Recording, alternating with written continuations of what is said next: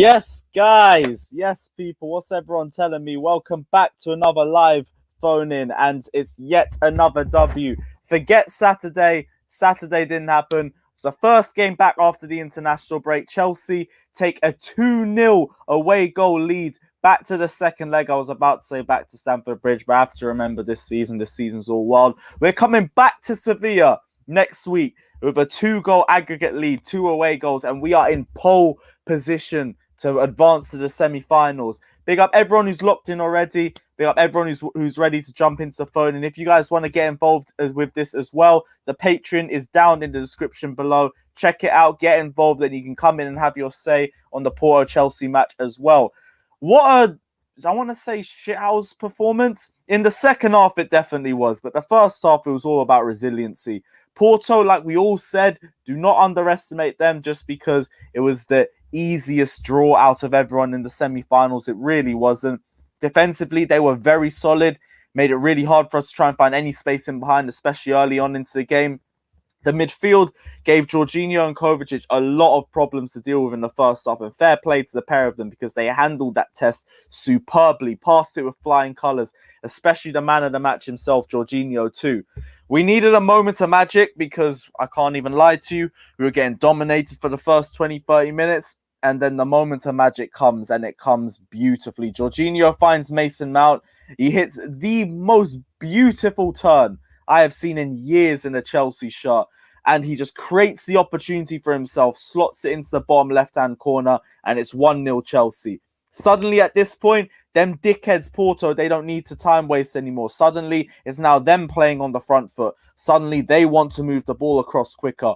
So we turn it back on them. We start time wasting. And these lot, to be honest as well, they start cheating as well. The amount of dives I saw in that second half, absolutely shameless. You can talk to me about an underdog story, but Porto made it very, very easy to be unlikable in this game.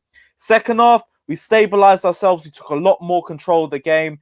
And then another howler, another mistake, sends Ben Chilwell through on goal. Torres 2012 vibes, rounds the goalkeeper, puts it in. 2-0 Chelsea. And we take a 2-0 aggregate lead back to Seville for next week. We are in pole position to move to the semi-finals. Big up everyone who's locked in right now. Before we start this video, I want to say, as always, if you guys haven't done so already, check out the very reliable OneFootball app. The link is down in the description below. Check it out for the live review and choose your player rating and choose who you think your man of the match is. If you think it was someone different to Jorginho, I've heard shouts from Edouard Mendy. I've heard shouts from Mateo Kovacic as well. If whatever your thoughts are, let us know down in the description below. And also don't forget to check out the live transfer indicator app for the most reliable transfer news regarding any team in the top 5 leagues or in the entirety of Europe as well. Check it out. The OneFootball link is down in the description below. And also, if you guys want to get involved as well, click the Patreon. It'll send you straight through into the StreamYard link, and you can come in and have your say as well. We're going to get our first guest in. Chevy, what are you saying, bro? You good? You right, man? Yeah, I was on mute. I was just go for it, man. What you saying? I didn't know I was gonna be first, but yeah, good performance. As I was saying in a live stream, there were some warning signs though that we gotta look out for. Like I feel like a couple tweaks. They were playing. I feel like it came down the middle. Like them 1-2s that they were playing quick and fast. I was like they had a spell where I was like, oh my god, they're about to score. Like if we don't get it together, but then we weathered that well. We didn't play our best today, but we're not gonna play our best all the time. I think it was a good reaction to West Brom. You know what I mean? Because in the past, when we like have a bad result, it's like when it rains, it pours. We just go on like a losing streak. But it just showed the mentality. Chilwell, I've been vouching for Chilwell. I don't like Alonso. No matter what the occasion, I don't think he really offers anything except for like someone said it, innit? Not me, but I agree with that person. But go on, continue. What are you saying? Yeah, I don't think Alonso really offers anything but the odd goal. But Chile, great performance, contender for man in the match. Reece James was solid. Though at times I think we could have exploited their right hand side. We could have created like 2v1s really easy. Yeah, go for that, bro. Talk to me about Jorginho's performance as well for man of the match. Sorry, I've got to sort this Patreon thing, but go off, bro. He does not deserve no man of the match, bro. And we're really going like that? Shit. He does not deserve. You really think he deserves man of the match? If it's not Mendy, then I think If it's it's not Jorginho. James, And you if can it's make not an argument Chilwell, for either of them, in my opinion. Mount Chilwell. Mount should have got man of the match over Jorginho. I understand that, but I feel like if you say Mason Mount, it's really heavily based on the goal that he scored. What a turn and finish, fair play. But it's a moment, and I need to look at All it right, from a but whole what did 19 Jorginho do to perspective. deserve man of the match? First half, I thought he was really good. It's just you gotta give Porto credit. Like, here's the thing. This thing always happens where another midfield or another player plays well against us, and we use that as an excuse to say the other person played badly. But I don't think that's the case. I thought Jorginho and Kovacic was good. They were just tested really well by Porto's midfield. And as the game progressed, they handled it a lot better. That's the way I see it. How often times when Jorginho and Kovacic are really up against it, they always get shown out. Like, I'm talking about a midfield pressing them. I get Jorginho's good for like Zion, DM me, please. Go for it. Jorginho is good for keeping the ball moving, keeping it passing from side to side. But other than that, possession. Retaining possession. Yeah. I always say we're always less likely to concede goals if we have more of the ball. That is true. It's a question of what we do with the ball, and I understand that. But we've been playing pragmatic this entire time under Thomas Tuchel. So for me, it's a case of if one game it doesn't look as effective as in others, that doesn't mean we can't blame the player or the system, because that's the way we've been playing this entire season. But I'm just saying, like, he's very much a system player, though. You can't, like, Jorginho, he's not flexible in the other systems. He has to play in the type of system where we have the ball. That's what, going back to the point anyway, I don't hate Jorginho. I just don't think he's suited for us, out of Premier League or like Chelsea. I think he's a sorry player. What I was saying, anytime we go against a dynamic midfield, it's so easy to get overrun. It really is. And if we didn't get that first goal, it could have been a long night. You know what I mean? That first goal was very important. It was very crucial because it settled us. It allowed us to, calm down. And I got to give credit to Porto because I did not think they were as good, and they're missing two key players as well. They're missing two key players, and it's like those little 1-2 tiki-taka, fast passes. They're a good structured team, and I think it's a sign it's a good sign that we were able to get that result, because we're not always going to be playing well, our brilliant best. You know what I mean? And I do think our team was really kind of hit with confidence of West Brom, shipping like 5 past us, but it was a good response all in all. And I credit to Tuchel for the subs, though. It doesn't get talked about. As soon as Conte and them came on, I feel like Silva just adds that calming presence. Conte, he came on, and you could just see Conte's all over trying to close block gaps. A lot of people don't realize closing the passing lanes are important. Those little gaps in between, and making those stops. And unfortunately for Pulisic too, he could have had a goal, man. I don't know if that was offsides, but we also looked better when he came on too. A lot of people wouldn't notice. I don't know. A lot of people wouldn't notice, but when Kovacic had the ball and was running at the defense, Pulisic made the right run to the right. You know what I mean? To drag that defender out, so Kovacic could attack that space and then play it. That was very smart. But yeah, man, we can't complain. We're in a good spot. I could just see us freaking going to Crystal Palace, bro, and dropping points. I don't know why. It's just such a Chelsea thing to do, but that's why you're worried about Charity FC. But here's the thing: we can't be worried about the worst possible scenario happening to us all the time. Otherwise, we're always going to be worried. It's PTSD, though. It's PTSD. I get that, and I'm really trying to find reasons not to believe it, but we shipped 5 to West Brom in our last game, so I understand why you're worried. But I'd be more worried if we didn't produce a good performance in this game, and we did. And this game was an even bigger game than the West Brom game. The West Brom game, I understand it's an absolute howler, shipping 5 goals to the team 19th in the league at home. I get that. But we have to take context into account with everything. Red card. We had a West Brom team that had no international break compared to we had players coming in the day before the West Brom match. And they're not excuses. You don't ship 5 goals at home to West Brom. I completely understand that. But same way, these things happen and there's an effect for that too. So it goes both ways. That's why I'm not too worried about the Crystal Palace match. If anything, I'm worried because if I was to be worried, it would be because they always seem to have good games against them. Because That gives them more confidence going into the game. I can understand because that is a factor. Like if we use Bournemouth as an example, they're always confident when they play us because these bastards always get a fucking result against us. It's like they know, all right, it's Chelsea coming up. We can do the same. Yeah. And then that's the thing. I hope it was just a one-off fluke. You know what I mean? I guess that's like in my head, that's the way I prepare for it. Like I'm not gonna go in and being like, yeah, Chelsea's gonna wipe the floor, because if they don't, like I'm just gonna be like, okay, I like in my brain already prepared for it. You know what I mean? So like I'm not like distraught because these guys have the potential to ruin my weekend if I allow them to. You know, if I let them get to me like that. But bro, yeah, trust me, I'm really hoping they don't drop points because it's my birthday on Friday. I'm meant to have an amazing weekend. Yeah, I've been talking about it. 23 years old.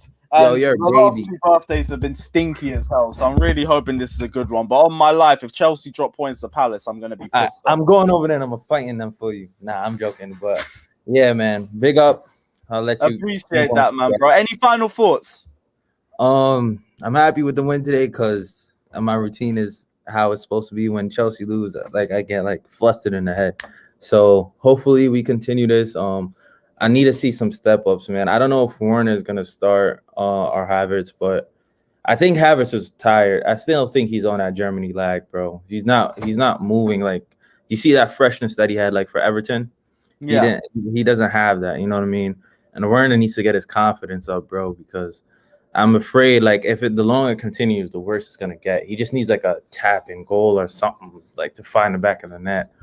But yeah, man, I just need to get these. The league is important because we can't be honest. We got to count the slim chance of winning the Champions League. Like we'll be realistic. Like we still have a mountain to climb if we get past Porto. We still have like either Liverpool or Real. Most likely Real. If we don't, we have a Bayern or a PSG in the final. Like you know what I mean. So we gotta secure that top 4 spot, and it's a perfect opportunity too because Leicester's playing I think West Ham, and then Manu's playing Tottenham. So, and then the following week, I think Leicester's playing someone else, or West Ham is playing a top team again too. I forgot, but we just need to take advantage, man. We move. All right, well, big up yourself anyway, Chevy. Thank you for jumping on. You take care. I will chat to you. I'll speak to you before the game, definitely, man. But you take care anyway, man. Bless, bro. Bless. Actually, give me 1 second because I just got to go through a rotor. My bad. But yeah, guys, if you don't want to get involved, Patreon is down in the description below. Click it. The link is now in the Patreon. So click it. Get yourself down below and you'll come on and have your opinion as well. Big up Zion, man. What are you telling me, bro? Yes, Lewis. What a win, man. What a reaction. And you know what? It was well deserved. I mean, to be honest with you, the game was very professional from our standards, really. At the start, we didn't start off great. You know, like I said, this is a very stubborn team. You know, they don't let teams buy just like that. They're a reason why Juventus are out of the competition. So, and they were missing their top 2 players who scored the most goals for them. So, you know what? It came to our hand and stuff like that. So, really, mate, very good game. Enjoyable to watch. And, yeah, great result, man. Definitely. Yeah, the thing about me as well, it was the way we grinded it out because we didn't take control of the game initially. The first 20, 30 minutes, we struggled to try and have any impact on the match. And then the one moment of magic from Mason Mount completely turns the game on its head. See, with the whole start, I was worried the way they were pressing, the way they were getting at us. I was worried that we were going to make a mistake in the defence and it was going to cost a goal. But there you go, Mason Mount again, 110% on the field, showing why, you know, the reason why he starts is why the energy in the team builds up. Because if he's not in the team, there's no energy. You saw that against West Brom. There was nothing there. There was no energy in the midfield. There was just no fluidity. Creativity wasn't there. And what a pass from Jorginho. Great, just right on cue. And the turn, oh my God. That turn, you'd probably see like an Mbappe or like even like a Ronaldo or Messi make them kind of turns. And wow, what a turn and what a goal, to be honest with you. I think the keeper should have saved it, in my opinion, because the shot wasn't really, it was pretty much really, I think he used his feet instead of his hands. So lucky to get the goal, but what a finish though still, and what a turn from Mason Mount. Great performance from him again. Jorginho and Kovacic, you know what? Fair play to them. I think they did well tonight because after that performance against thank West... God. Thank God. Someone else is agreeing with us as well on it. Thank you. No, but it's true though, because to be honest with you, I'd criticise them too if they made a mistake or didn't play well.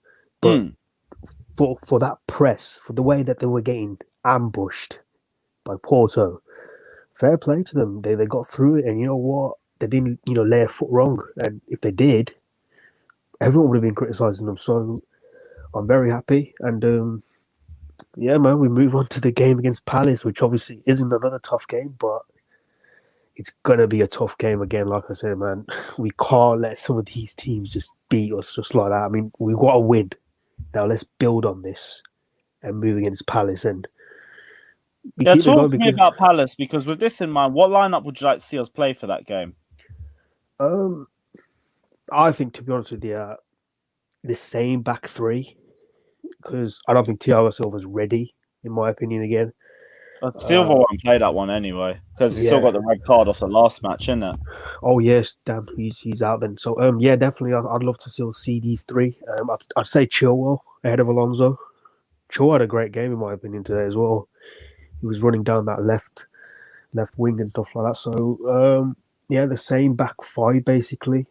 James and all that kind of stuff, and obviously Kovacic. I don't know if Kante will start, because obviously he did get a game time when he came off the bench, but I don't know if Tuchel will start. It's a Saturday to Tuesday kickoff. We got 5:30 and then we play on Tuesday. So I feel like there's going to be a bit more emphasis on rotation for this match. Not as much as I'm initially saying it as, but I feel like there'll be a little bit more than there was for the last game, because the difference between going from a Saturday to a Wednesday to a Saturday to a Tuesday, isn't it?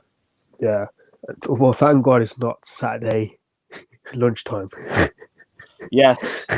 You already know I hate 12:30s in general before we even talk about the jinx that leads to it. At least it's an evening kickoff, which is all right. So yeah, I think there will be a little rotation, because I think you'd probably want to save some of the players for the Tuesday night game for the reverse leg, and their main two players are back as well for Porto. So we've got to be on our guard, because you saw them how they did against Juventus and Ronaldo and co. So it's going to be a tough second leg. I mean, people say, "Oh yeah, we've got it." I think there's that 1 foot in the semi-final is in, but we can't let our guard down now. I mean, if we let this 2-0 lead, the 2 away goals that we got, and just slip in the second leg, it'll be all down to us. So we can't underestimate them yet. Still in the game. And yeah, I mean, to be honest with you, I'd love to see Giroud start against Palace. If he's not going to play against, Porto in the second leg, you've got to start him against Palace, in my opinion, because you saw the impact he made when he came off the bench, the link-up play, the ball hold-up. I mean, Werner and Havertz were non-existent tonight, in my opinion. I mean, Mount with a great ball in, and Werner obviously overcooked it with his head and stuff like that. But it's just a low confidence, in my opinion. Werner, after that miss against, with the national team, he just can't score, can he? To be honest, even if it's an open net, he can't. Yeah, there's becoming more and more of a conversation about Timo Werner as the games keep going, and I keep saying patience, and I've said I back him till the end of the season.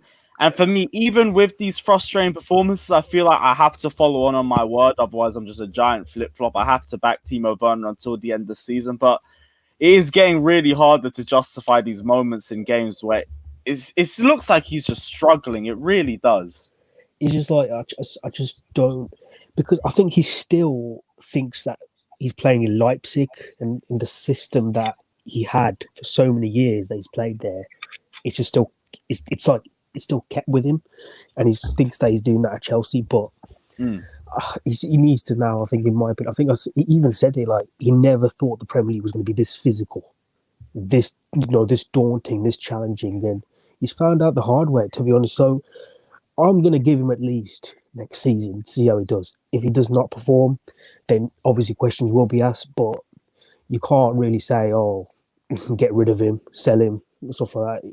He's a Yeah, good I'm still player. not at that point right now because Nah, he's still got the most goal involvements for us this season.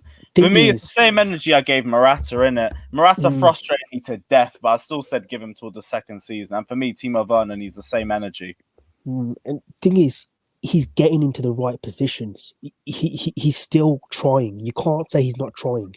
His work rate is immense. You can't doubt that. You can't say that he's just, walking towards the goal and stuff like that. His work rate is phenomenal, but it's just his end product. If he can get that goal, if he can get like goals, then you can't stop scoring them, in my opinion. So it's just he needs, I think, one season at least, pre-season. I think definitely, to get training and everything like that. So even with Havertz as well, I think Havertz did well for Germany, but he's not obviously the Havertz that we saw in Everton, did we? So, yeah, definitely both of them. I think even Ziyech as well. At least one more season, see how they do. If there's a pre-season and everything like that. So, yeah, you can't let these players just say, get rid of them, get the money out of them. But now you got to give them at least a season, in my opinion, and just see how they do. So, yeah, man, great result. Happy with the win tonight, and yeah, hopefully we get Real instead of Liverpool in the semis, because I'd rather take them on than Liverpool. I mean, people are counting Liverpool out. Yeah, not really. I can't lie. I have to disagree with you on that one. So I have to take Liverpool. Nah, I wouldn't take Liverpool. Nah, because to be honest with you, really, they're counting them out in the second leg. People are saying, "Oh, they're going to go down." bro, but they don't have the fans. Like, I understand. Like, I don't care. Anfield I on just don't care. Champions This League is night, Liverpool. but it's not the same. It's not this the is same. Liverpool. I know it's not the same, but this is Liverpool. I think really, if you've seen in the Champions League this year, they've played better in the Champions League than in the league. So I think Klopp wants this more. Debatable, very debatable. Like, I've seen the Madrid match where they stunk. There was the second leg against RB Leipzig where they couldn't hit a barn door for 65 minutes. I'll be real. Liverpool, they look hella weak right now. Like, I really hope they find the way around Real Madrid, and I don't even expect them to do that, but I really hope they do, because Madrid will be different for us. And you got to take into account as well, Eden Hazard might even be back by the second leg. I am not experiencing a timeline where Eden Hazard knocks us out of the Champions League. I can't be asked for it. Yeah, you say that though, they stunk against Real last night, but mate, I think it was, if those two mistakes from Liverpool didn't occur, that would have finished 1-1 in my opinion. I think that would have been a draw for them, because I think those two mistakes, keeper should have saved the third goal. I don't know what Trent's doing for the second goal. So if those two, I know, but aren't these moments the difference between the two clubs in general? Yeah, I mean, like I said, Liverpool's weakness is their defense. Is there basically their lack of motivation in that defense and all that kind of stuff? Because without Van Dijk and Gomez, they're nothing.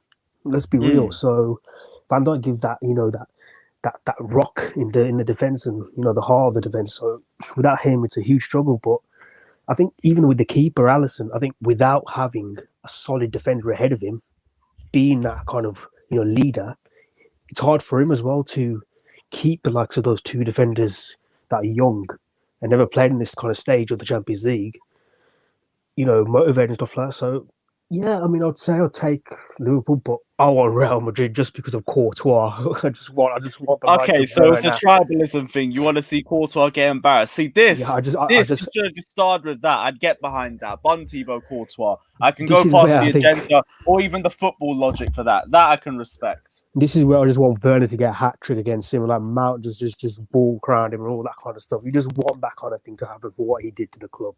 So I'd love to see a Hazard reunion if he does there, because to be honest with you, he's not like he's going to be like all this kind of aggressive. He's gonna know that we deserve to be in that role. Don't say it because you'll get clipped. Don't say it. Trust me, I'm not dropping any slander on Hazard. I understand, but no, please don't. Hey, Zion, any final thoughts, bro? Nah, man. Just to be honest with you, we focus on Palace now. Hopefully, win that game.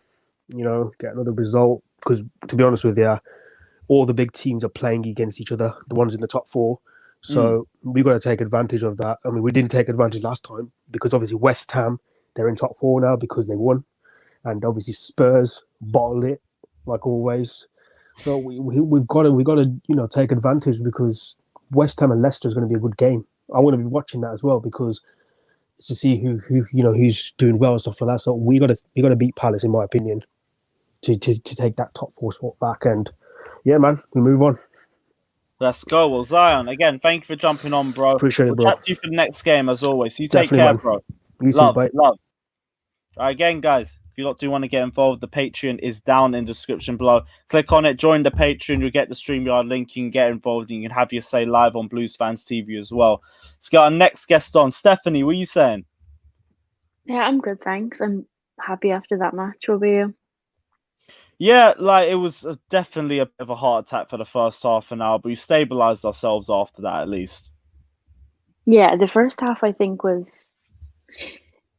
People are putting it down to our midfield, whereas I think Porto just completely dominated us, and they were their midfield was good. They were pressing us hard, and Jovicic dealt with it. People are saying they got, Jorginho wasn't this good, Kovacic, whatever. They did what they had to do. They did their job. We kept a clean sheet, and we won. So, yeah, I'm happy with it.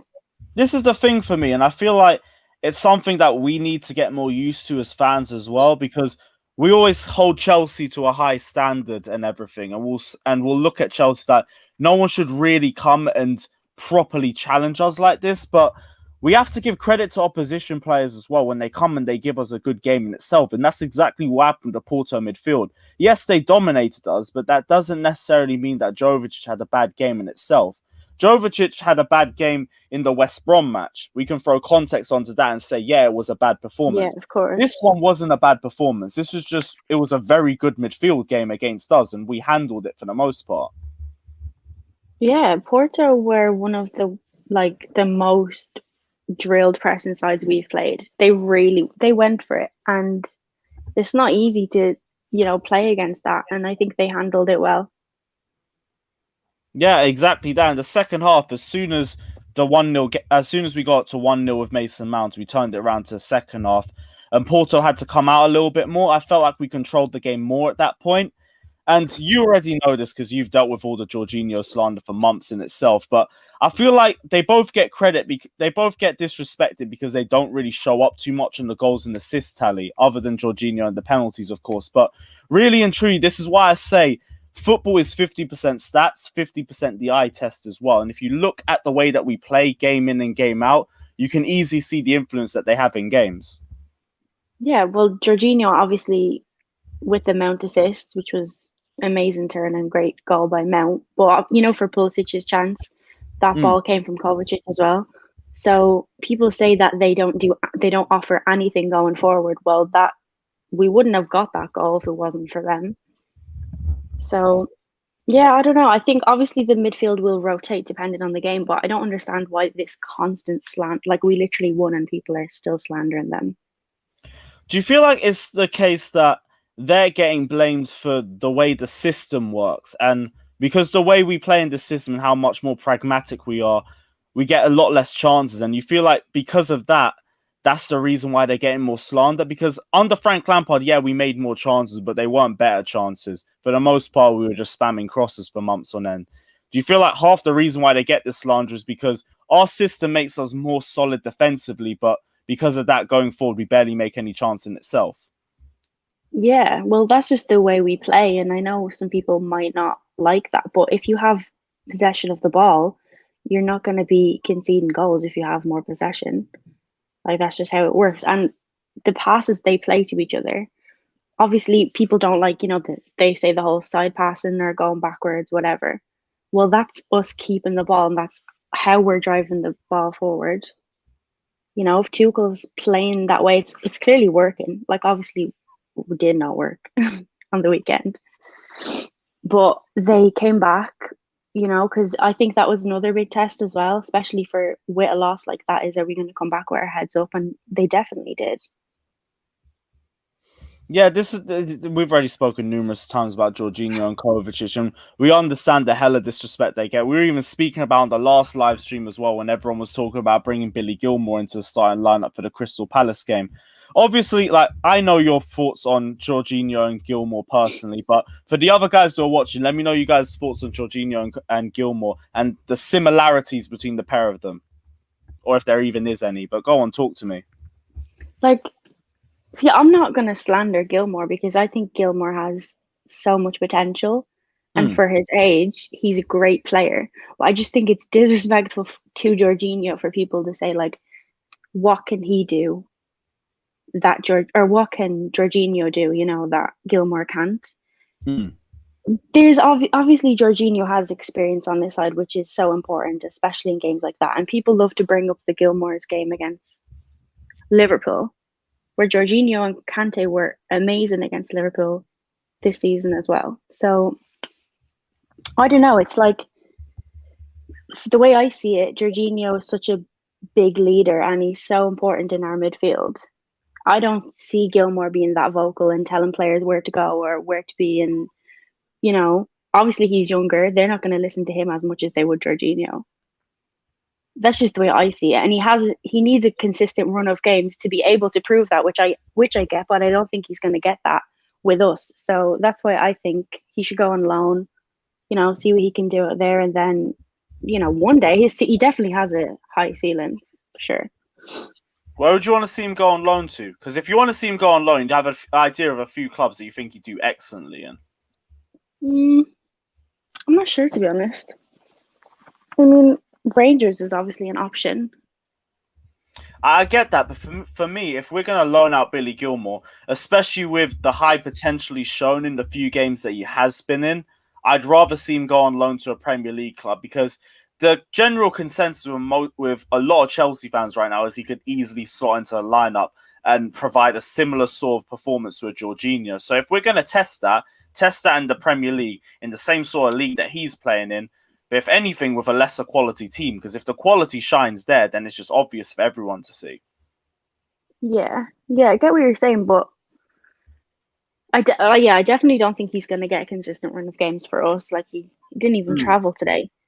So he's been wasted on the bench when he could be going out and getting experience. So I definitely think he should be loaned out. And like I think Tammy will leave, probably the same with Giroud.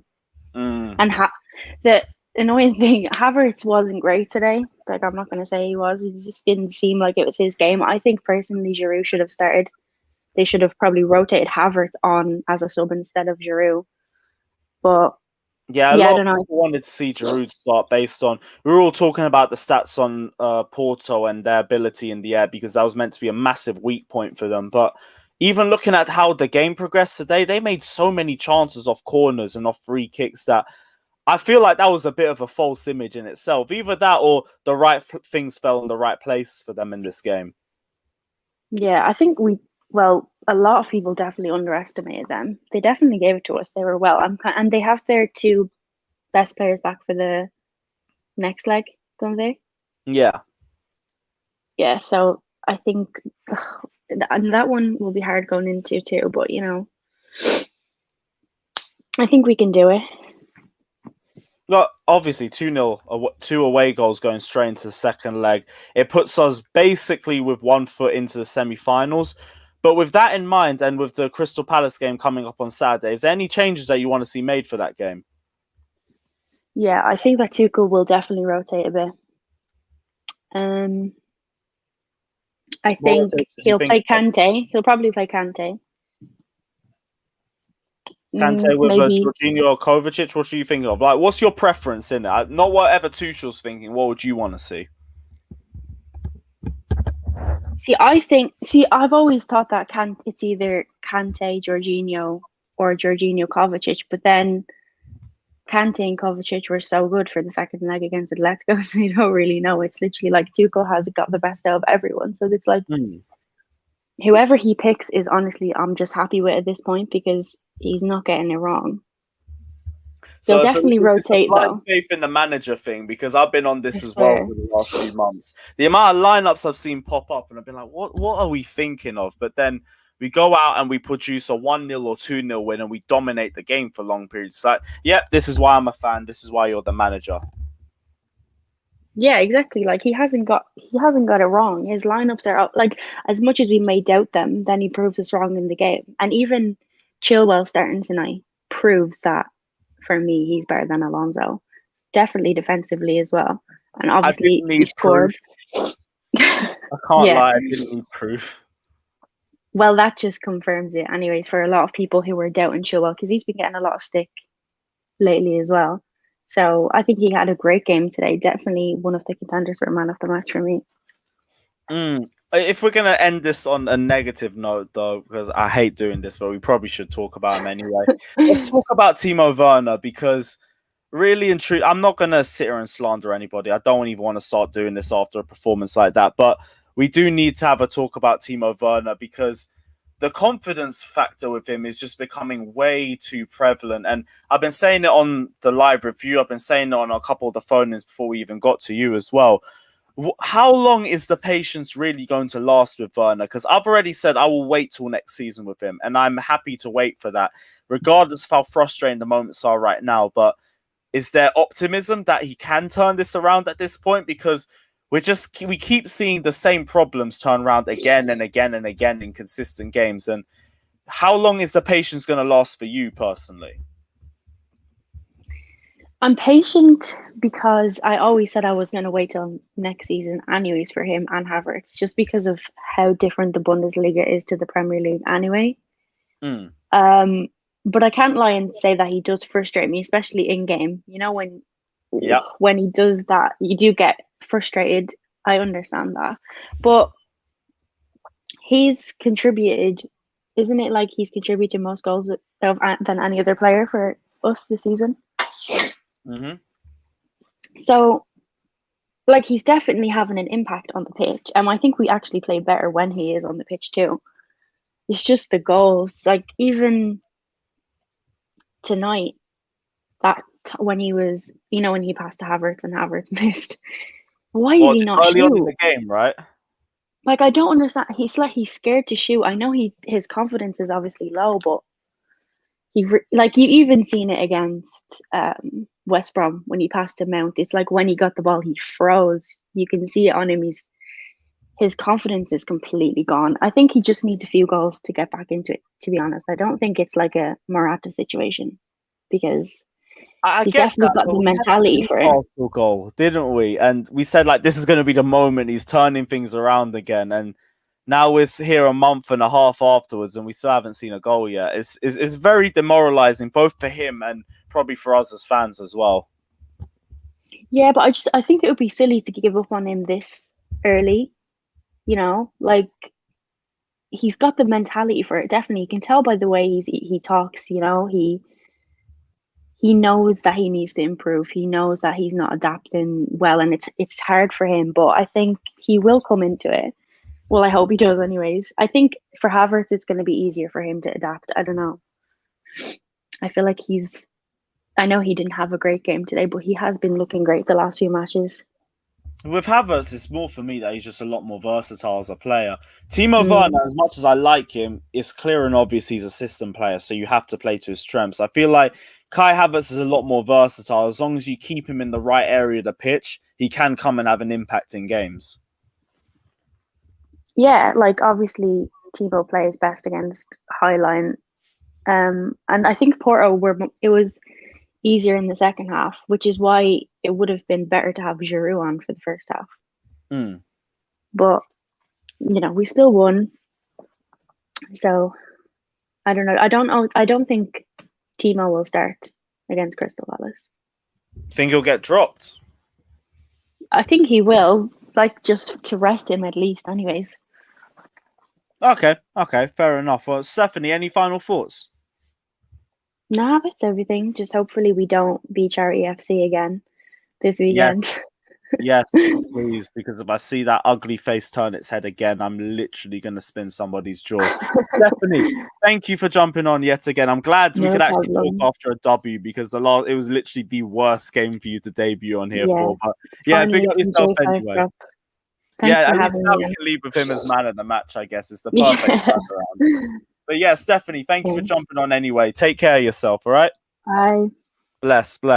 Again, guys, if you lot want to get involved, Patreon down in the description below. Check out the OneFootball app while you're down here as well. We're going to get our next guest on. Yes, Andy, what are you telling me, man? I'd like to start with a happy early birthday, Lewis. I heard it's your birthday on Friday. Thank you, man. Much appreciated, as always. Sorry about earlier. I was literally trying to get everything done.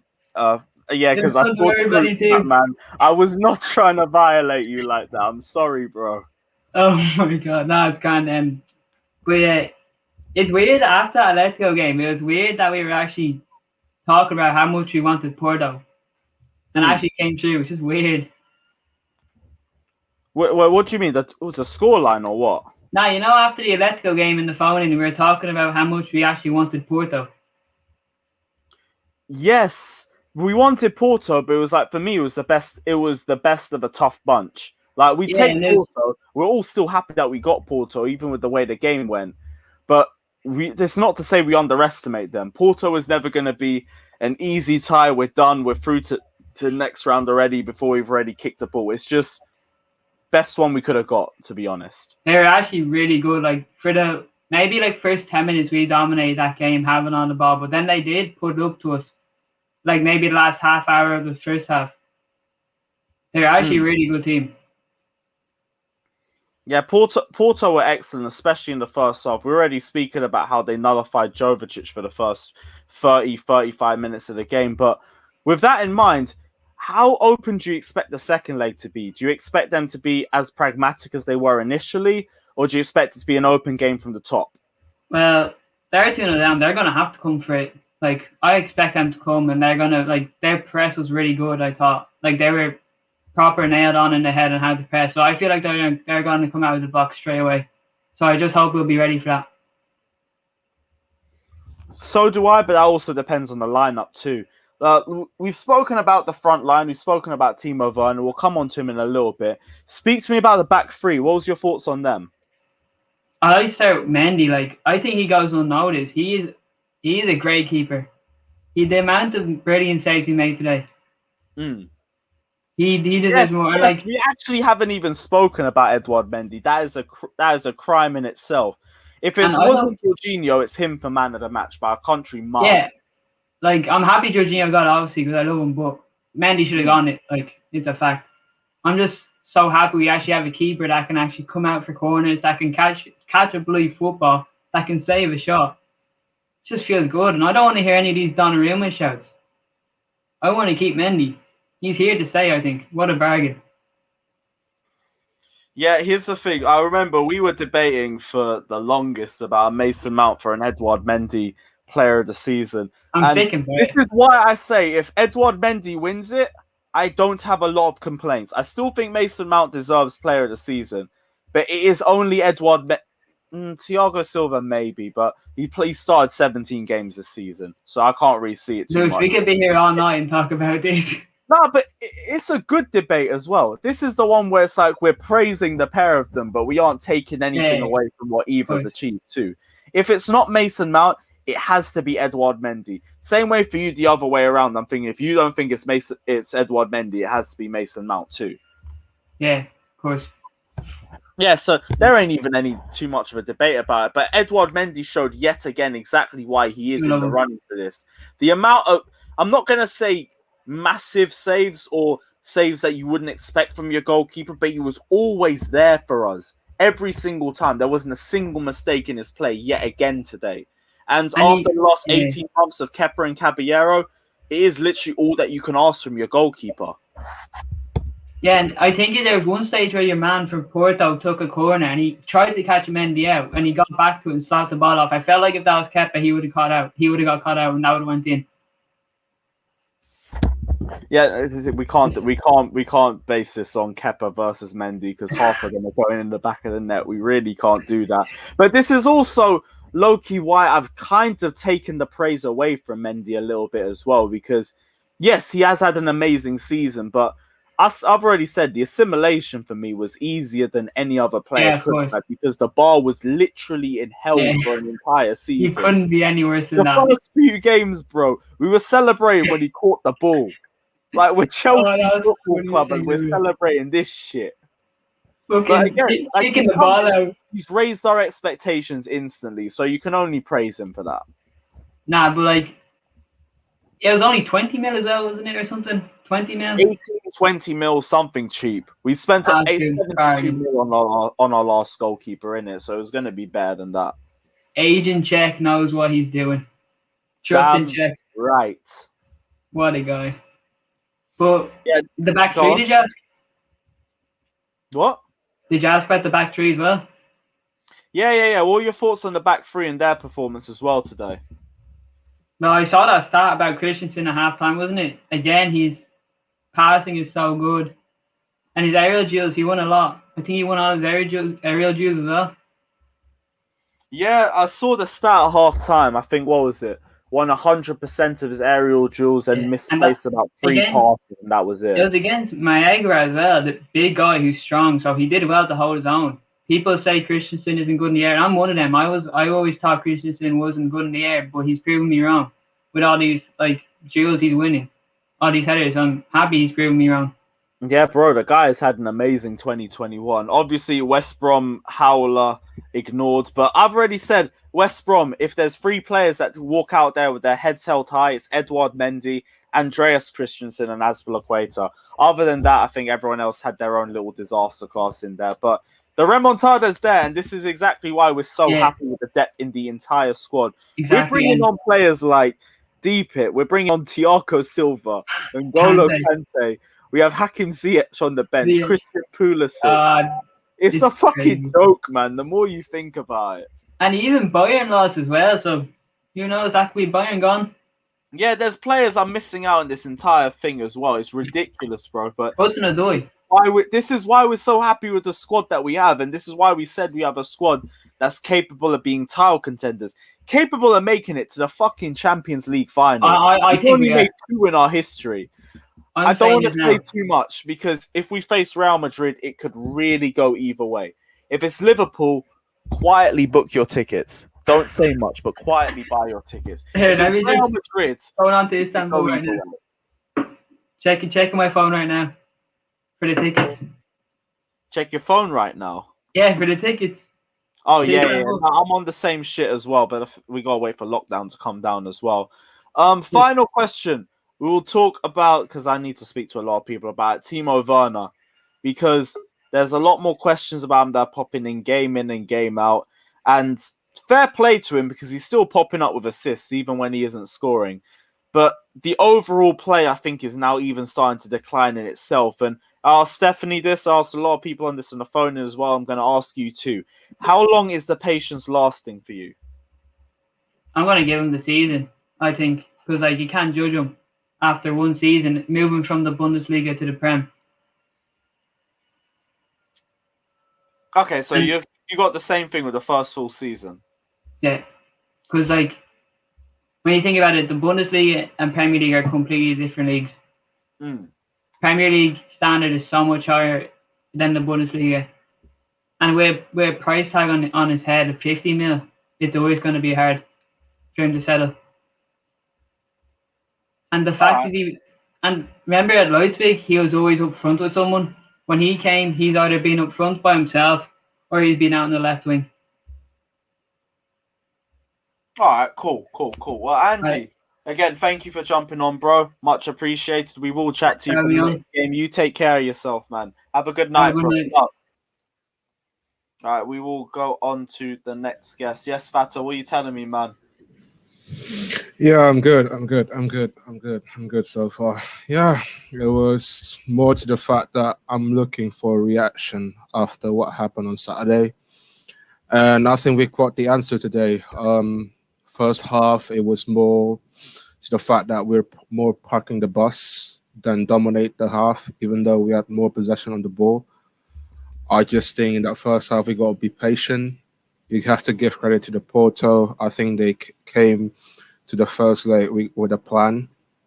I think they're trying to frustrate us at the beginning. They got a few decent chances in that first half, and if they got that critical player in their team, I think we could have been in a different game. And as much as I hate this player, as much as I criticize this player, And I just hope he's not in the backstage. I will say this again for the second time. Mason Mount is a wonderful player, Johnny. I can't lie. Johnny The is goal somewhere screaming right now. Love the goal that he put up today, that Spinarudi, massive credit, hats off to him, man. I think he's one of the players that, that can become the player of the season. This I can't lie. So, Johnny, if you're here in the backstage, massive thumbs up. I was wrong. You're right. Yeah, well, give Johnny his praise regardless. I didn't even mind too much. But let's talk about the entire team. What was your thoughts on the game in general? Mentality wise, I like what the response from the team today. You've seen the press conference of the West Brom game. It was more anger towards themselves. It was more to the fact that they were really disappointed, really gutted after that performance. Then Tuchel came in to that press conference. He said after full time, no day off. It was straight to the training session.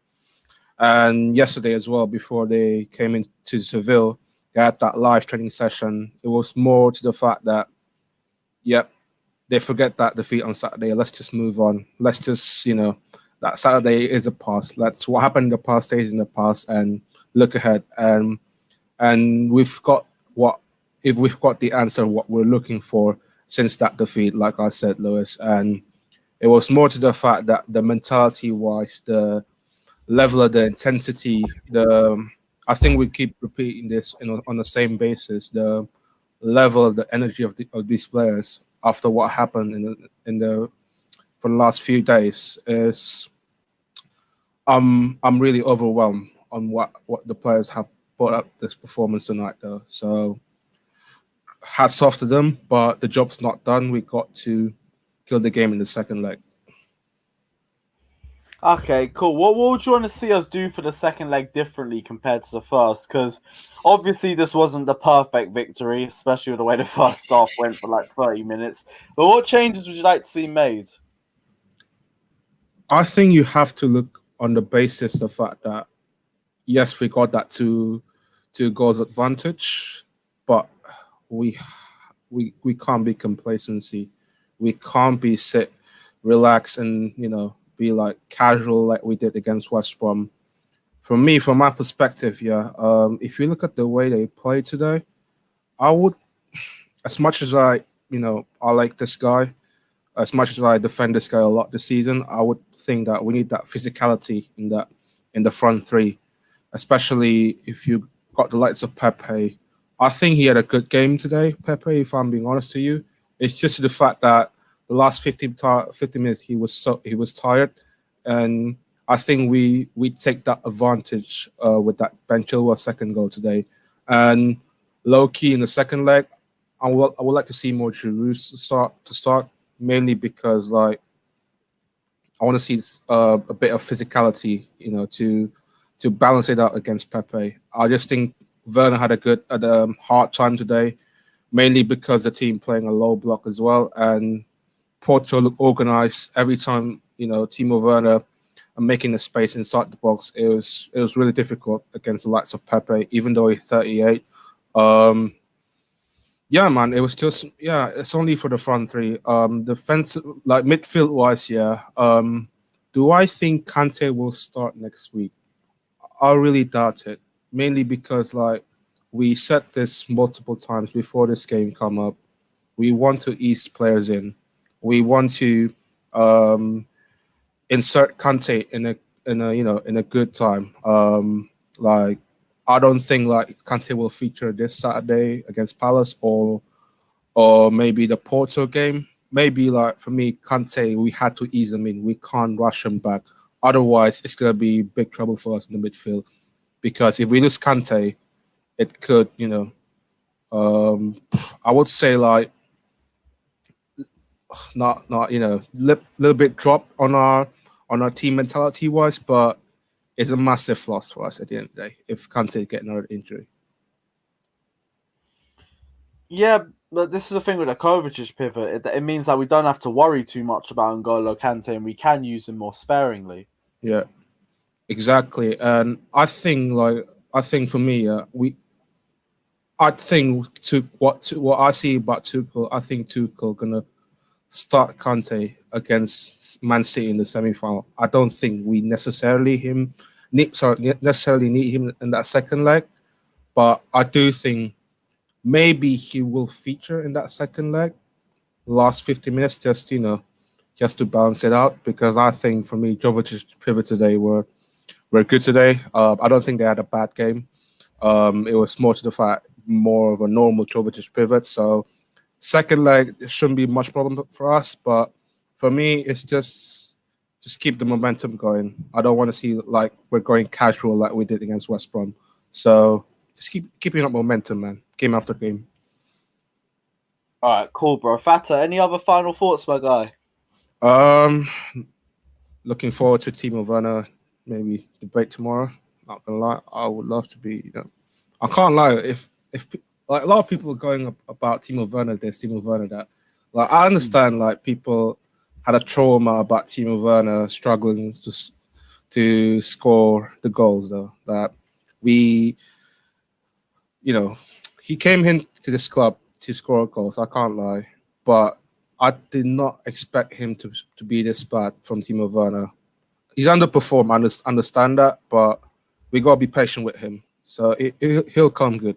I'm telling you. If he's not, he can shoot me in the head. Well, we shall see, because I'll be that guy if that don't work out. I can't lie. If you want to talk, anyway, if you want to dissect Timo Werner, we'll talk about it maybe before the Saturday's game. I don't mind. We will do. We definitely will do. Fata, bro, thank you for jumping on. You take care of yourself. Yeah. Love, man. Love. Next guest on, we're going to get Jem. What are you saying, man?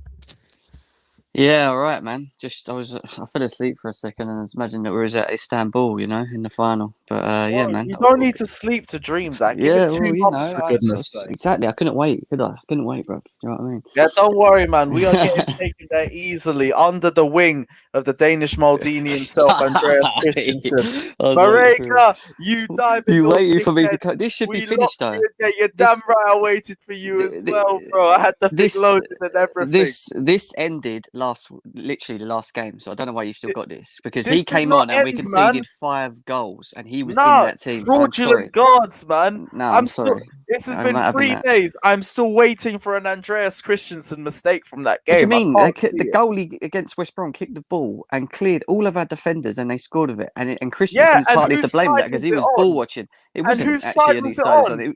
that player was- was next. No. Whose listen, side was it go on, and watch bro? it back again. The player Bro, ran off I have watched Christensen it. onto Zuma, and Zuma I then have had to watched track it back. numerous No, times. I'm not That having was this. Kurt Zuma's. I'm not having this. I am not No, having this crusty no. agenda. No. No, this We is got to not stop running this. today. And again, if you want to talk about Krusty today, yeah, his distribution in the first half was shocking. Yeah, do you know what? Actually, I'm not even going to get onto it. I'm happy, let's right? not talk about the guy's distribution, man. Let's I- talk about the guy's but- defending. All right, listen, look. What is his strengths? His distribution, is it not? And his heading. His And heading's his shocking. heading. Has he ever scored a goal for Chelsea Football Club? All I've seen is the Has majority. he scored a header from a corner? Nah, he hasn't. But you know what I have seen? I've seen the majority of aerial duels won every single game that he's on the pitch. Listen, we'll say And this that for a speaks debate more show. for itself for me. Let's stay His positive. composure under pressure is immaculate. His passing may not have been on point today, but it is usually on point. That is the only one that was a bit of a howler today. But bro, this agenda reeks. No, it know doesn't. You know what it is, right? I have no agendas, but what I don't like is You people have no agendas. that big up players that have not in been consistent. 2021, and we're just bait-faced lying on live stream. He's not been consistent at this club for long enough in my eyes, and I go based on long periods, not short periods, bruv. All right. What's he done in 2021 other than be consistent? He didn't even play at the beginning of the season. I said 2021. I didn't say the half season. a season. I'm talking about. If we want to go this entire season, the only mistake that I've seen from him, the big mistake, was the Liverpool red card. Other than that, no one can chat. Exactly. He came into that game and fucking lost us the game. Yeah, but he But also anyway, came into the first game of the season and bagged Anyway, the W. But go on, chat to me, bro. Christensen's been Yeah, good under I Tuchel. don't know why up to we now. turned this into a fat Christensen debate. But chat to me anyway. We'll What's save your it for thoughts another on the day, game? innit? Yeah, come. What's your thoughts on the game, bro? No, I'm happy, innit? I'm happy. We're obviously in a comfortable position. I did think we was going to win 1 or 2-0 today. I thought the first half. I think the first half we lacked. Our distribution was poor because there was a lot of space on the wing backs where Chilwell was, mainly Reece James, because Reece James was making them sort of direct runs when he was waiting for balls to be played over the top, and every time we played that ball, it went out for a goal kick. And that's the only thing that got me in the first half with us, is that our distribution from the back, not just the defenders, but the two midfielders to the 5, was poor when we should have been picking them out, better in my eyes. Yeah, and that falls onto my next thing. I think we lack. If there's one thing I learned today, we lack a deep line midfielder that can distribute from sitting deep, distribute to the guys in front of them. So if there's runs being made around the backs, or a Werner or Havertz makes it, it's just finding them. And I think we lack in distribution from midfield, and that's not anyone's fault. It's just not their strengths. Jorginho can't knock a 30-40 yard ball over the top and it consistently be like a Cesc Fabregas thing. Kovacic is poor in the final third with his passing. He does this amazing run. It goes through 1, 2, 3 players, and I think, wow, it gets to he gets close to like a Werner or a Havertz who makes runs off him, and the final pass is shocking. And this is something I think we need to look at in the summer. I think we need to look at someone in the deep line that can pretty much be like a playmaker, pick the ball up. Yeah, I've already said we need a traditional DM in the summer first. Do you know what I mean? Before anything, it's something I think doesn't. Who help interests you specifically in that role, by the way? In terms of what in the midfield? Yeah, as a traditional DM, because that's the profile I think we really should be looking for, like a proper tool destroyer. I know there's a lot of talk about Declan Rice, and there's one thing that Declan Rice is good at is his distribution out. I don't think Declan Rice is the overall complete package, but in terms of his distribution, it's very good, very good, very, very good. And West Ham, even though they won without him, if they would have missed him for half a season, I don't think they would be in the position that they are now. So I'd say Declan Rice is not a bad shout. But there's others and others. But to be honest, I just think it's an area we need to work on. But the overall game we played well. I don't understand why Jorginho got. I'm not going to lie. I don't understand why Jorginho got man of the match. I still don't get why. A lot of men have been saying that. Nah, and it's not because he had a shit game. It's because he didn't do anything amazing. I mean, he never does anyway. But he didn't do, like, in the first half. Especially our midfield, we were getting caught in the pockets. And that was down to Porto and their system and how they play, and they were very aggressive, and I knew they were going to be aggressive this game, and they were just picking us out for fun through the middle and then putting pressure on our defence, and I thought it was an issue. At the half time, I was thinking to myself, well, do we need to bring Kante on already? Do we need to change it? We came out in the second half, we had more control of the game with them on the pitch, and it works. We had more control of the game. We weren't creating as much in the final third. But I don't really blame, especially in the first half, I don't really blame Havertz and that. Because if you got to bear in mind, we only had one shot on target in the first half and one goal. Do you know what I mean? Yeah, like, it was the we didn't. So exactly. So in terms of distribution to the front line, you can't really have a go at them when we're not. We're not able to play out from the back well enough to be able to consistently assist these guys moving forward. Do you know what I mean? So. I don't know, mate. I mean, it was a good game overall. We've got our cushion. The first half for me, we were a little bit slacky. I wasn't too impressed with it. The second half, we came out and it was a professional. At the end of the day, it was a professional job that we dealt with them, and we move on into the Palace game, and we need to win, don't we? Really, after that West Brom nightmare, we need the points, bro. Do you know what I mean? So it is. Damn fucking right, man. It's what it is. Bro. Not other than I think, like I said, I think we need to. For me today, the thing that caught my eye the most was that I think we do need a midfielder more than anything. There's no point of buying a Haaland if you ain't going to be able to create for him. There's no point. Do you know what I mean? So I think that's been my biggest worry with Haaland. I can't lie to you. Yeah, and I think we need that. And I don't think Kovacic and Jorginho are the answer. I'll keep saying it. I just don't think they're. I don't think they're going to win us titles. It's not that I think they're bad, because it's not that I don't think they're bad. I just don't think they're at the standard that I think where we will be able to compete on all fronts, if that makes sense, throughout a season, because they're both inconsistent in their performances, and we've seen it. Kovacic has had stinkers. Jorginho has had, all right, under Tuchel he's played well, but yeah, he's had stinkers, and even in his past seasons, he's had nightmare seasons, in many ways. And the problem with Jorginho for me is that when he's bad, his drop off is massive. It's not a drop off where you don't really notice it and you still win and you can just say, I just had a poor game.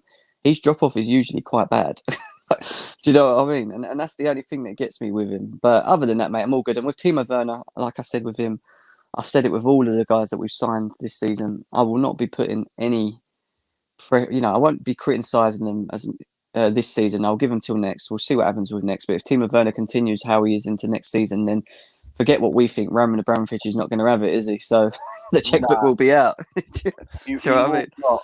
Yeah, you will not. But yeah, Jem, thank cheers, you for bro. jumping on, Take bro. care, man. See you As later always, on. you take care of yourself, See you man. later. Love. Oh, no, he's a bit busy. We'll move on. Reggie, what are you saying, man? No, I'm just chilling, man. What about yourself? You good? Yeah, we're all good. We're all celebrating the win, man. Talk to me. What's your thoughts? Nah, much, man. I want to get a few things off my chest. I've heard it's your birthday this Friday. Mine was yesterday. Oh, shit. You're a nearby birthday guy, too. Love it. 25, man. Fucking 5 years, man. I'm gonna hit the fucking 30 club. Yeah, Crazy, bro. innit? Like, I'm nearing 25. I'm 23 in a Bro, few when you hit weeks, so I've got 25, that. bro, fuck, you're gonna feel it, man. You know. Trust If me, it man. I ain't looking forward to that year because I know it's all downhill from there. But go it on. is big time, man. Yeah, anyway, coming to the game, I think I've got to give credit to Jovetic. They did decent. I thought Jorginho was a bit sloppy. You thought Well, Jorginho was a bit sloppy? Yeah, I thought he was a bit sloppy. That 5 minutes, I thought he was just like I was at West Brom, and also he just slowly picked it up. I think after that, I say he did step it up like the first 10 minutes. But again, obviously, you have to give credit to Porto themselves. They're not really an easy team. They're a very aggressive team and very well drilled team. They're not really your standard low team think you can do, get your standard 2-0 or 3-0 wins and happy days. No, they did test us and they actually gave a game to us. But again, I don't know if that's just come down to quality really, why they didn't break us. But they nearly did though. But obviously, we've got to give credit to Mendy as well. I'm telling you right now, if it weren't for fucking Mendy, I reckon if Kepa started, fucking hell, we'll be conceding fucking 10, 8, 7, and that's it, game over. Tie's done if he was in there. But give credit to all the academy players that played. Bloody hell. Because you have to give credit to Lampard as well, bringing him up as well. Because obviously he's not around anymore. But you have to remember, Lampard, when he was around, he was the one that trusted Mount, James and all these youngsters that's come through the academies. And they're breaking into the first team. And they've stepped up the plate big time. And Mount was really good today. Yeah, Mount was the whole midfield three, to be honest, I thought had amazing performances. Talk to me about Mason Mount's goal as well, because what a turn. Oh, quality fucking do you know what I don't like? It's people that are dissing Mason Mount like he's he's not class as Maddison, he's not your class as Grealish. What they don't understand is Mount might not be creative as Grealish and fucking Maddison, but I'm telling you right now, for the fucking fact, he'll get you fucking goals. And I'm telling you right now, he's your game. He's that one player you can play anywhere on the pitch, and he will still get you a goal. He will play and he will contribute to the value of how much the team needs. That's how important Mason Mount is. And this is why I don't fucking, I'll shut all the haters up if I had to say Mason Mount is shit. He's probably the most important player right now as we speak. Yes, he's not your typical number 10, but he's not just he can play anywhere. That's the thing with Mount.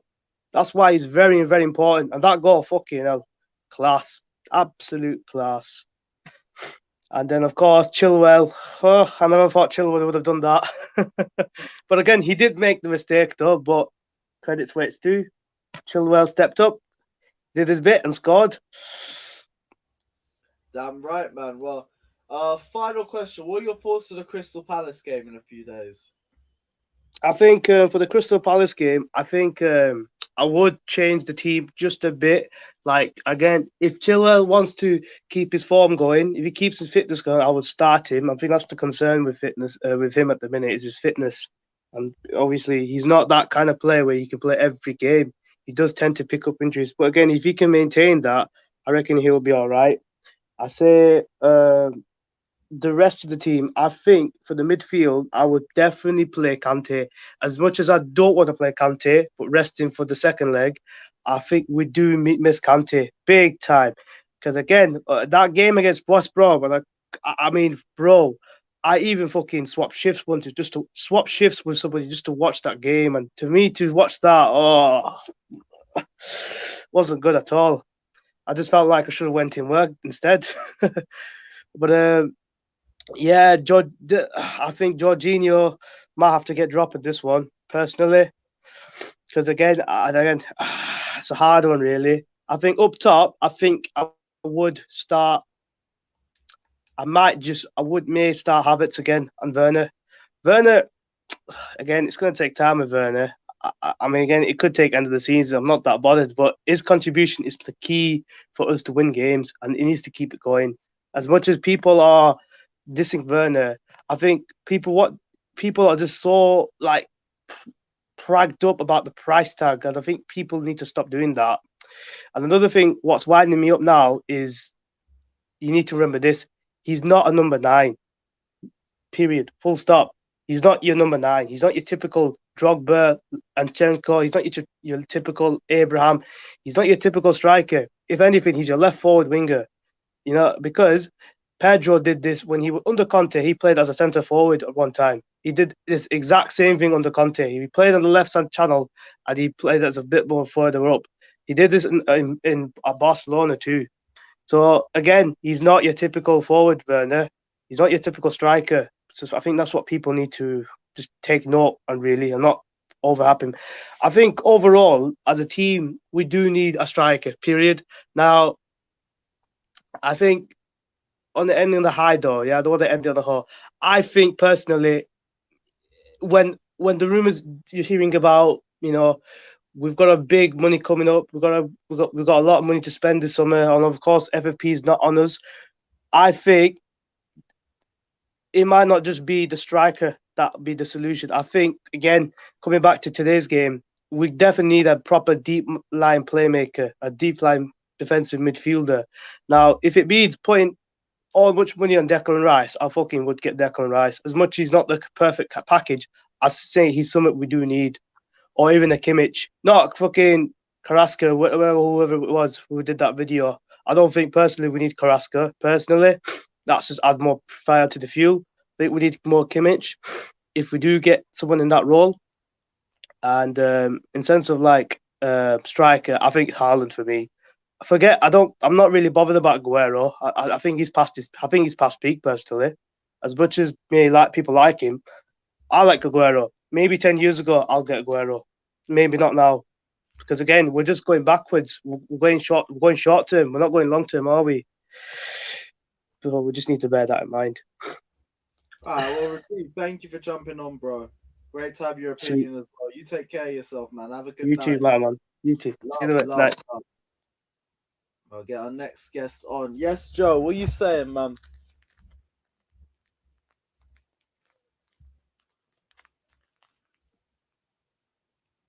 There we go. I'm better now, mate. How are you? There you go, man. What are you saying? Yeah, not bad, man. It was good. Scrappy game, but what do you expect from a first leg in a quarterfinal of the Champions League? As good as you can get. Exactly. Like, we should never expect any of these games to be walkovers. Nothing near that. But we handled ourselves, and that's it. Yeah, this is what you look. Everyone on that pitch, with the exception of a couple of sort of nervy pass backs, with like literally not even anyone coming off the top of my head. everyone did exactly what they were meant to do on that pitch today, and it went down a good storm. A 2-0 lead in the second leg of a quarter-final is not to be sniffed at. I don't care who you're playing. But don't care. And And we've they're a taken good one side. step forward towards that already. Exactly, and you got like I wanted Porto in this stage I wanted Porto out of the draw. It doesn't mean I thought we were going to beat them. It's just who I wanted to play out of all of them. They were literally. I think you said it earlier. They were They on paper were probably the easiest to beat of a very difficult group of teams. It wasn't that. Couldn't say it better. Well, it wasn't a guaranteed win, but towards the end of the game, at least we made it look like it should have been, and we played really well. Every single player I rated 5 or above, without a shadow. Yeah, for me, most of the players, like, if you're going to say they had a bad game, they had a bad game because of how poor the opposition was. And you can't blame the players for that. No, and even I'm one of the Germans' most critical fans at the minute in both of them. But even in the first half, you can't have a go at them for that. Like we couldn't get the ball to them, and Porto play 6 at the back 95% of the game. It's not the game to be the most critical you can be for those two. It's not fair. It's not fair to judge them on that game. But could they have done better? They could have done better, but I don't think they could. They couldn't have done any worse because we didn't give them a chance to. I don't know how harsh that is, but no, it's just facts. It's the easiest way to look at it. Yeah, fully. And I think everyone, Jorginho especially, everyone redeemed themselves. And I think a lot of us thought this game showed us more about Tuchel and the players than the loss did, because it showed us all how, as a manager and how as a group of players, we're willing to bounce back from an L like that. And that's not a soft L to take. That's not your 1-0. It's not that deep. That's a 5-2 bashing at home. And we essentially washed our hands with it, thought, right, bigger fish to fucking fry. Let's sort this out. Let's get our heads down. Let's do it. And we did exactly that. And I think us winning today is a good stead for the future for when we do lose. And because like under Lampard, we had one poor game and then it carried on. We have one poor game and we bounce straight back and beat a very competitive, good, strong side. And the man of the match obviously was given for Jorginho. What were your thoughts on that? Did you agree, or did you feel like there was anybody else that deserved it? What, give him man of the match to Jorginho? I think there's at least 5 people above him before you give it to Jorginho, because you got Chile. I'm a Chile boy through and through. I love Ben Chilwell. You got Chile, you got Mount, and you got the defenders have kept a clean sheet against Porto. You got to put all the defenders in front of Jorginho, surely. I know the assist's all right, but that assist came from nothing. That was essentially just a simple pass, and Mount made it magical. You can't knock any of the defenders for what they did today. I know they didn't have their 2 most attacking players on Porto, but they're not to be sniffed at. They're a strong side. And we made it look at some points easy. We did give them quite a lot of possession in certain areas of the game, but then, that got sussed out and we didn't concede once again. Yeah, everything seemed to fall to us, especially towards the second half as well. What changes do you want to see made for the next game against Crystal Palace? I think Palace would be good to at least give Tammy an hour, maybe just a half, just to get him back into it, because I think we've made that mistake of, right, Thiago Silva's match fit now, let's get him straight in. And he either wasn't or he tried to prove himself too much on Saturday. And Tammy, bear in mind how long he's been out, he's still our top goal scorer this season. I'd quite like him. I'd like him against Palace. He's had his critics. I've been one of them, but fucking need goals, man. And if Tammy's going to be the person to give them, then I'm going to... if I ever criticize someone, on this channel, on my Twitter, anywhere, and then they prove me wrong, I'm the first person to say safe. That's fair enough. So yeah, like none of us want to see Chelsea players playing bad. But I think Tammy's going to be a bigger threat than Palace when you think of, the lack of aerial threat we've got against people like Palace is nuts.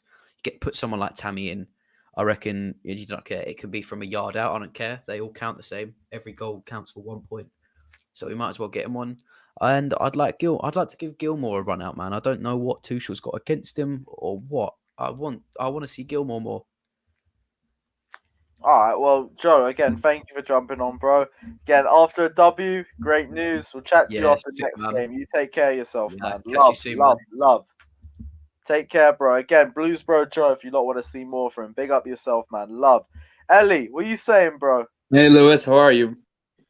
Bro, what a night. What a night, man. Talk to me. Incredible. Do you have any tickets to Istanbul? Bro, I'll be looking for a ticket to Istanbul at this rate, but I'll let you know for any spares. Talk to me. I'm very excited. Look, the game, we didn't start well. And this was always going to happen after the West Brom embarrassment, let's say it. Mason Mount scored, incredible goal. The rest of the first half, we played well. Second half, first 20, 25 minutes of the second half, we were poor. Mendy saved us. Like, Marega could have scored easily a goal. Mendy saved us. And then late on, Ben Chilwell, 2-0, I think it's game over. I think we're in the semis. You already? Or what? Because you think because of 2-0 or what? Lewis, Porto, look, I'm not disrespecting any team here, but Porto are not going to beat us 2-0. And I understand West Brom beat us 5-2. But like Tuchel said, the West Brom game happens 1 in 100. So... Yeah, West Brom game, I feel like now we've got the result in this game. We don't even need to look too much into it anymore. Exactly, and a lot of things happened, and just forget about it. But look, I'm really very happy. I think we're gonna play Real Madrid in the semis. So just hopefully Hazard is fit. Maybe for like 20 minutes when we're winning, see him at Stamford Bridge if the game is there. And yeah, brilliant. Yeah, who was your key players for today? My man of the match, Mendy. He saved us. Other than that, Mason Mount, Ben Chilwell, great goals. Ben Chilwell, from left back, he turned into a striker, passed the goalkeeper, and slotted in. Jorginho played well. From him too. Yeah, Jorginho played well, and one of the reasons I didn't call on Saturday was Jorginho's embarrassment, because he's my guy and everything. So Jorginho played well. Christensen, incredible.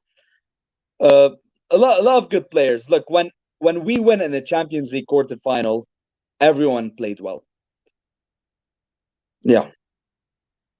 Yeah, everybody played well in this game. And with the second leg in mind as well, is there any changes you want to see made? Maybe play Giroud instead of Werner. Like, I'm not hating on Werner or anything. I just maybe Werner needs to have a break. Ziyech instead of Havertz. And yeah, that's it. Okay, cool. What about the Palace game? Do you want to see any changes for that game too? Is it at Selhurst Park or at the Bridge? Selhurst Park, my guy. Just man mark Zaha, and it's gonna be easy. Really, that's the only Crystal Palace know how to play. Play Zaha. Zaha's a good player. He wins you some games, but really, he's not. Crystal Palace are not a great team. All right, cool. Was there anything else you wanted to talk about specifically? Nothing really. Like, I just want to say one thing. If any Palace fans are watching here, you guys should get Lampard in. Any who fans? Palace fans. Frank Lampard is their new manager. Why not? I've low-key heard rumors that Roy Hodgson wants him to replace him when he retires. That'll be really good for Frank, because that's experience in the Premier League. And then maybe I've always wanted Frank back in the future.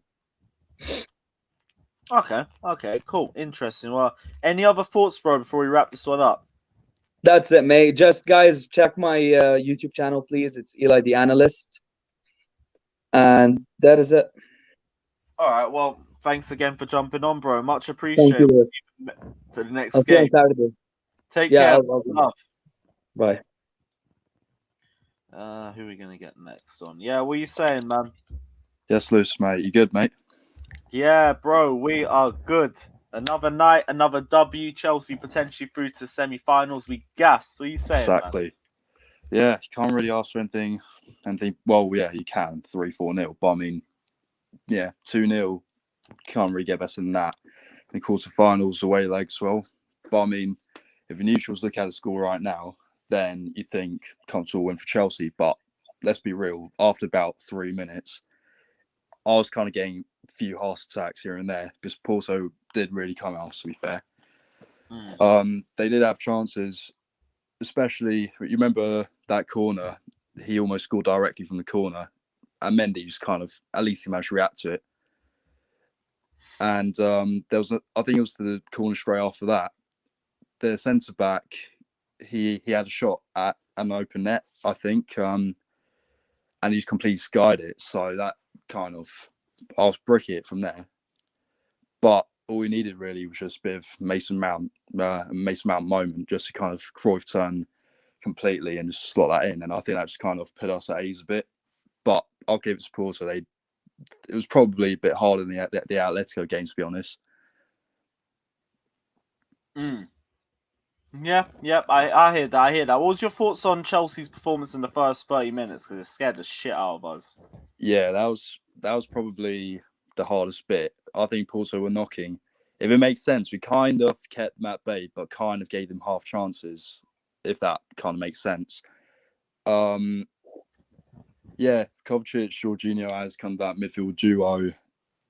They did kind of struggle in the press, but dealt with it at the same time. I think they were just kind of relentlessly pressing. Porto did make it hard for us. So there's not really anything outstanding I could say about Jorginho and Kovacic. They just kept them moving when we were trying to play out the back a bit. And yeah, just overall good, just solid performance. We didn't really get much of a sniff in that, did we? It was, what was it? They had so many more chances than us, about 17-6 in comparison. Yeah, overall, it looked like we dominated for long periods, but with the eye test, it was easy to see why not, innit? Yeah. Now, you know what? Tuchel tactically, like, it was working because even the commentators were saying every time we switched the ball from left to right, then it did kind of trouble the stability of Porto's defence, especially you see Pepe commanding at the back. But yeah, I think Tuchel's game management was pretty decent in general. The subs with taking Havertz and Werner off, because obviously that wasn't working, and bring on Giroud and Pulisic, I think that was kind of spot on a bit. Obviously, Giroud didn't really influence the game that much, but he did actually have a few good link-ups with Pulisic, if you recall. You know when Pulisic hit the crossbar? Yeah, that's kind of, even though it's not really something that's obvious, it's kind of something that Giroud can kind of create out of nowhere. You know, like even the Atletico game when he scored the overhead kick, that was really the only significant thing he made in that match. And he had like these little link-ups, but other than that, he didn't really do too much. Even though beforehand I would have been saying Giroud should start because that game was kind of crying out for a target man. Havertz kind of did struggle a bit because he was kind of acting as that target man because he's 6'2", but he's not really got the physicality for it that much. And I just don't think that's a game for Werner, to be honest, because he thrives. Well, it's not really been scoring, but at least he thrives in a high defensive line. But this one, I just don't think it was a game for him. Maybe the Palace one, but I don't know. I don't know who's going to be in the front three for the Palace game, at least. All right, cool. For the Palace game, what back three do you want to see for that match? To be honest, I'll just keep it the same. Well, I wouldn't really be opposed to putting Silva there because he'll just slot in nicely. I think that's a problem in the West Brom game because you shouldn't, that kind of area in the team, you shouldn't really be pissing around too much with it. Because we made about two of the centre halves were changed out of the three before the international break. And by the way, fuck the international break, because it always just seems to mess up our momentum, especially 12:30 kickoff. I know you hate those as well. Damn right, fucking despise those kickoffs. Yeah, so yeah, it's just a story of Chelsea, isn't it? A bit bipolar. You lose 5-2 to West Brom. I don't really want to see Callum Robinson ever again in the Premier. He'll be relegated anyway. He always ever seems to turn up to Chelsea. And yeah, but the Palace game, just got to go from strength to strength, really. At least we got a reaction that we wanted. I don't know if under Lampard it would have been the same thing, because he only ever had one single philosophy, which was, go to the full back, cross, hope for the best, hope Giroud kind of sticks his head on it. But at least Tuchel just at least he's kind of got a reaction there. You saw all the stories of Rudiger shoving Kepa, and I don't understand actually. They didn't even play, but I didn't understand what that whole boss up was. But at least we've seen the passion from there. Exactly that, man. Well, any final thoughts, bro? Not really. Literally just wait for the Palace game. Should be good at least. At least we got the reaction, so we can just kind of go in with that confidence. So yeah, should be a good one, man. Especially for you for your birthday. Get that big dub as well. Please, because I can't be asked for a Chelsea loss on my birthday weekend. Yeah. I really can't be asked.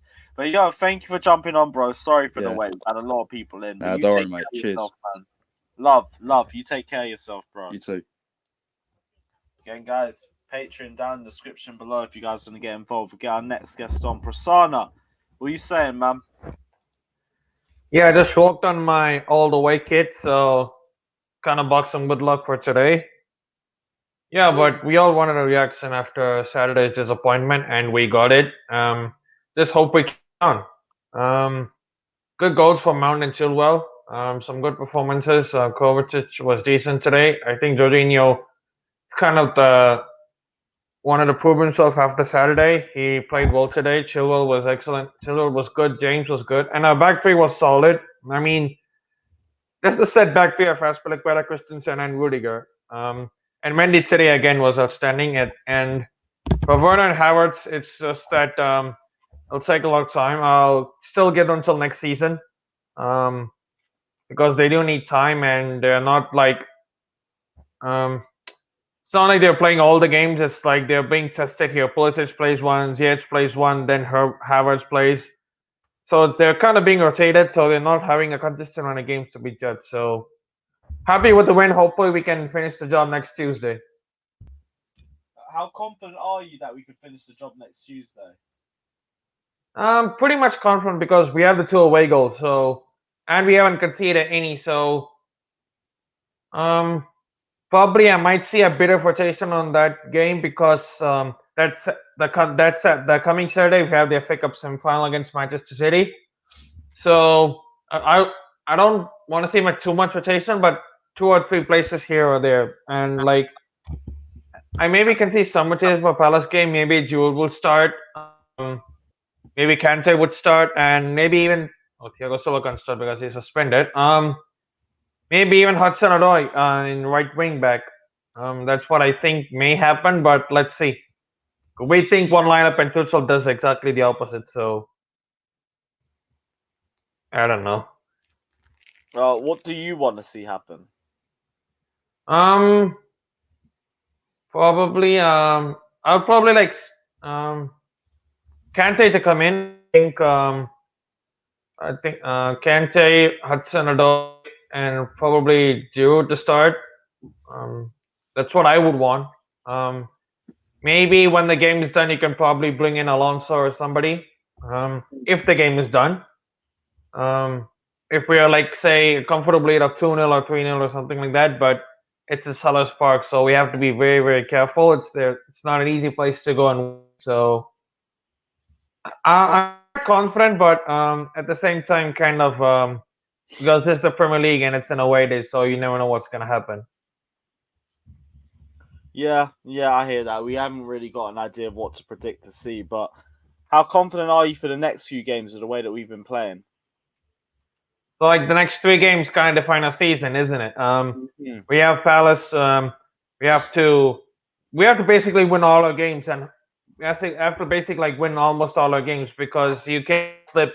We cannot afford to slip further. And obviously, next week we have the second leg of the Champions League, and Saturday we have a final against Man City. I generally think in FA Cup semi-final, whoever wins that will go on to win the FA Cup.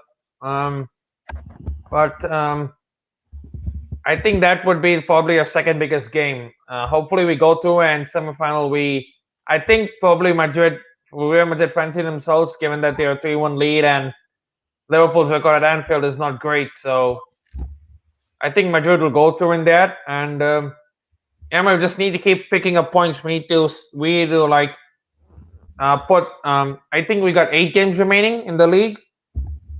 Yeah, something around that. And I guess we're playing. Just a sec. Let me just have a look at the fixtures real quick. We have Palace this week, and then next Premier League game is not until Brighton home. Yeah, so it's Brighton, and then we play, and then it's like West Ham away, and then we have Fulham at home, Man City away, Arsenal home, Leicester away, Villa away. Sorry. So all are very tough games, and we have to be at our best in order to beat them. And in between those Premier League games, that could come possibly a Champions League semi-final. So we have to. I'm not sure like how Tuchel's going to play it. I think we have enough squad depth. Mind you, I would actually want to see Ziyech start on against Palace, because Saturday, against West Brom, he had to be taken off after 30 minutes because Thiago Silva got sent off. But I would want Ziyech to start on Saturday, because I think against West Brom, he did put like 2 or 3 good crosses in before he was taken off. But I think he'll make a good impact on Saturday against Palace, especially if you want to put someone like Giroud up front. Ziyech crosses and Giroud, it'll probably be the it'll probably make more sense. Okay, cool. Any final thoughts, Prasanna? A nice reaction from the boy. Hopefully we continue. We cannot afford to slip. We shouldn't afford to slip, because everything's like basically a final now. So yeah, man. Hopefully we continue. We roll on to Saturday. Saturday, it's not an early kickoff, so we'll probably we may end up winning that one. But yeah, man. Hopefully, Chelsea will be a good birthday by winning, getting that W, and the. Damn right, bro. Prasanna, thank you for jumping on, man. We'll chat to you next game. Thank All you. right, take care. Sure. Love. Yeah. Yes, Nippon, what are you saying, man? Were we brilliant? No. Were we dodgy at times? Absolutely. But we won. And that's what I care about. And I'm just happy we won. Yeah, who stood out for you today? Mason Mount. Go on, talk to me about his game, other than the goal, of course. That's what made him stand out, the goal. And I have to give an honourable mention to Cesar Azpilicueta as well. That block kept Porto out of the tie's not over yet. The game's played over 180 minutes in the Champions League. But that stopped them from getting back into the tie. Otherwise, that was going into the back of the net. Okay. Who else stood out for you? Ben Chilwell. Oh, I was thinking, well, you got the year wrong, bro. But okay, fair enough. No, I set that up on purpose. Okay, good. That was a good one. Of the one back in 2012 when he rounded the keeper and just tapped it in. I don't know why Sky Sports gave Jorginho man of the match. Oh, you didn't think he was man of the match? I would say either Mason Mount Aspilicueta or Ben Chilwell. I'm not going to lie to you. I was questioning the selection of Ben Chilwell. I was like, why is he in there? You've stuck with Alonso for so long.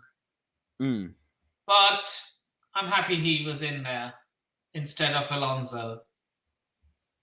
Okay, what about the back three? What was your thoughts on them?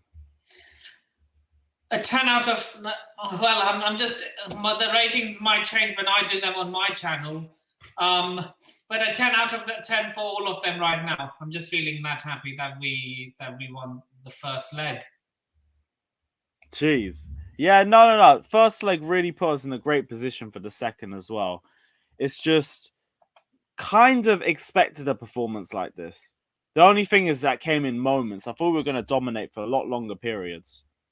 I'll be honest with you. I didn't. If you checked in my preview, I said Porto would give us a fight. Anyway, yeah. So I had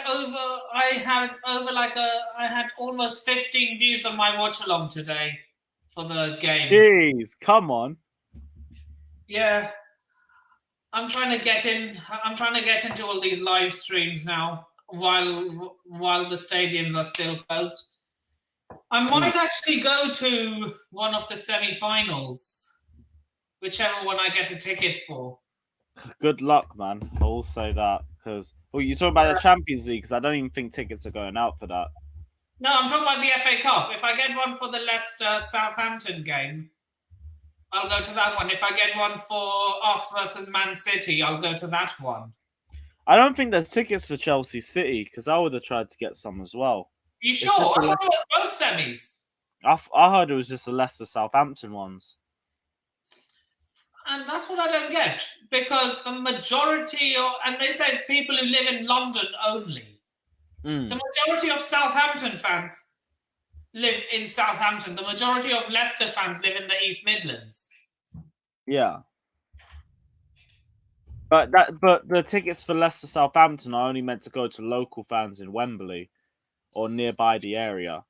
You won't find... Well, I live in Northwood, which is like 18 minutes. You know Northwood, right? It's a station that is on the way from Watford and Amersham down to London. Yeah. It's on the Met line. Yeah. So I live about 20 minutes by train from Wembley. Okay, fair enough. So I'll see if I can get a ticket. I hope you do, innit? Yeah. First game back after fans are allowed, and it's a semi-final, an FA Cup semi-final. All right, cool. Any other thoughts, bro? Yeah, we don't have any suspensions for the second leg against Porto. Nah, nothing. Awesome, because I want to see Kante instead of Jorginho. He was a bit sloppy today. Really? Fair enough if you think that, but go on, man, in the match today. A little bit. I feel we got better when Kante came on the pitch. Okay. Well, fair enough, Nippon. Big up yourself, man. Thank you for jumping on. You take care of yourself. Crystal Palace game. Yeah, damn right, man. Hopefully so. I'm almost on 300 subs. I'm almost on 300 subs. Yeah, that's the link to Nippon's channel if you want to get involved and help him get close to 300 subs. Big up yourself, man. Thank you for jumping on. Crystal Palace, man. Yeah, take care, man. Love. But guys, this is the end of yet another phone-in. I'm not going to say we're through to the next round. That is way overdoing it. But we've got one foot into the semi-finals. Let's just get the other foot round in the second leg. Big up everyone who's been involved. Smash the like and subscribe button. Big up all of you, man, that's been locked in. It's another good performance from Chelsea's boys. We moved to Crystal Palace. And yeah, let's go. Take care, like and subscribe. And as always,